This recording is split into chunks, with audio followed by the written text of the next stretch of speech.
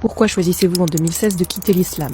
Vous êtes un imam reconnu, brillant, vous avez un parcours exceptionnel, vous sortez de l'université de Médine, on compte sur vous pour convertir les mécréants. C'est une cascade d'éléments, mais le premier c'est mon pèlerinage à la Mecque où j'avais vraiment misé énormément d'espoir sur ce pèlerinage pour que ça soit un tremplin spirituel, etc. Ça a été un fiasco.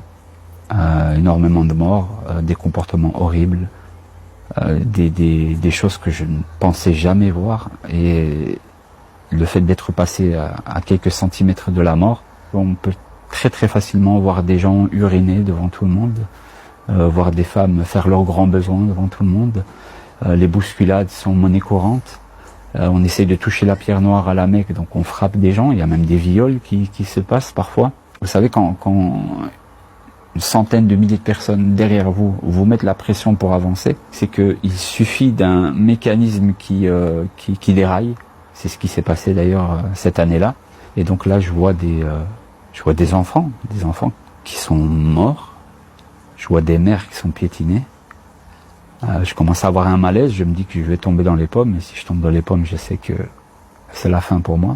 Heureusement, j'arrive par je ne sais quel miracle à m'en sortir, mais c'est un choc. Ensuite, il y a le fait que ma fille, ma tendre fille, a été demandée 2 fois en mariage. La première fois par un Saoudien alors qu'elle avait 7 ans, et la deuxième fois par un Européen de Belgique.